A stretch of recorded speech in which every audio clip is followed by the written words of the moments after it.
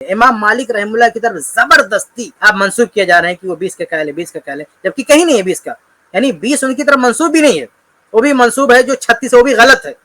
وہ بھی 36 غلط طریقے سے لوگوں نے ان کی طرف منسوب کر دیا۔ یہ مدونہ کا حوالہ دیتے ہیں لوگ، کہتے ہیں کہ اس سے پتہ چلتا ہے کہ امام مالک رحم اللہ 36 کے قائل ہے۔ اس میں یہ ہے کہ بعث امام مالک رحم اللہ کہتے ہیں کہ بعث الیہ الامیر واراد ان ينقص من قیام رمضان الذي كان يقومه الناس بالمدینہ، کہ امیر یعنی مدینہ کے جو امیر تھے انہوں نے امام مالک رحم اللہ کے پاس یہ پیغام بھیجا اور کہا کہ میں یہ چاہتا ہوں کہ یہاں پہ جو رکعات پڑھی جاتی ہیں اور اس میں کیا ہے وہ ہوا 36 یعنی 36 تک ہے، مدینہ کے امیر نے کہا کہ ہم چاہتے ہیں کہ یہ رکعات کم کر دیں، یعنی اس کو ہم کم کر دیں، تو آپ کیا کہتے ہیں؟ تو قال مالک امام مالک کہتے ہیں فنہیتہ ان ينقص من ذلك شیئا، کہتے ہیں کہ میں نے منع کیا اور کہا کہ ایسا نہ کریں۔ اس میں کیا ہے؟ اس میں امام مالک رحم اللہ نے ایک حاکم کو منع کیا کہ ایسا نہ کریں، لیکن اس کا یہ مطلب نہیں ہے کہ امام مالک رحم اللہ اسی کے قائل ہیں، کیونکہ امام مالک کے شاگرد کیا کہہ رہے ہیں؟ امام مالک کے شاگرد یہ کہہ رہے ہیں کہ امام اشہب کہہ رہے ہیں، جیسا کہ الصلاۃ والتہجد میں پہلے بھی میں اس کا حوالہ دے چکا ہوں، وہ کہتے ہیں کہ امام مالک نے کہا کہ الذی آخذ به لنفسی فی قیام رمضان هو الذی جمع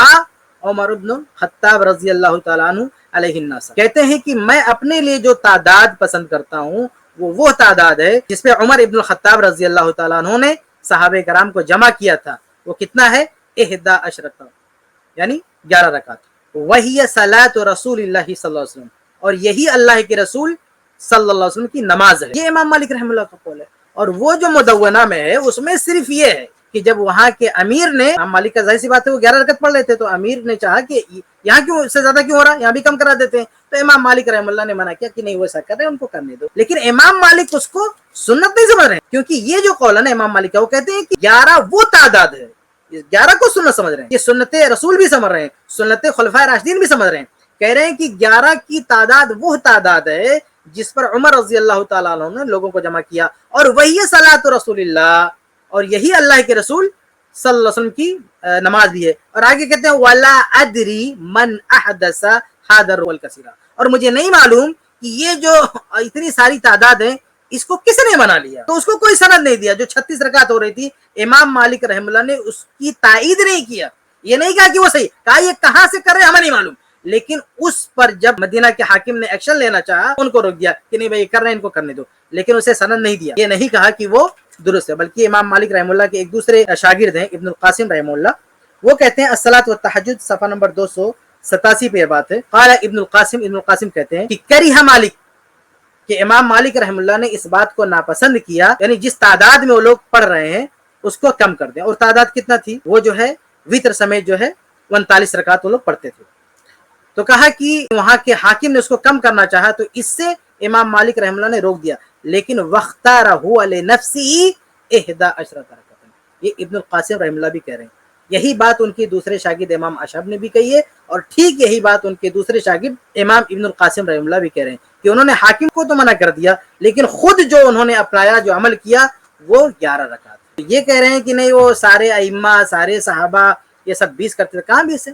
یعنی ائمہ اربعہ نے کہاں بھی اس پڑھا ہے یا کہاں بھی اس کو اپنایا ہے؟ یہ امام مالک رحم اللہ کا واضح طور پر حوالہ ہے 11، اور علامہ عینی رحم اللہ نے بھی وہی نقل کر رکھا ہے کہ امام مالک رحم اللہ 11 کے قائل تھے، اور بھی بہت سارے اہل علم کے اقوال ہیں۔ اس لیے یہ کہنا کہ ائمہ نے 20 اپنا لیا یا ائمہ اربعہ کی طرف منسوب کر دینا، مذاہب اربعہ میں ہو سکتا ہے، یعنی ان ائمہ کو ماننے والے 20 کر سکتے ہیں، ان کے اقوال آپ کو مل جائیں گے، لیکن ان ائمہ نے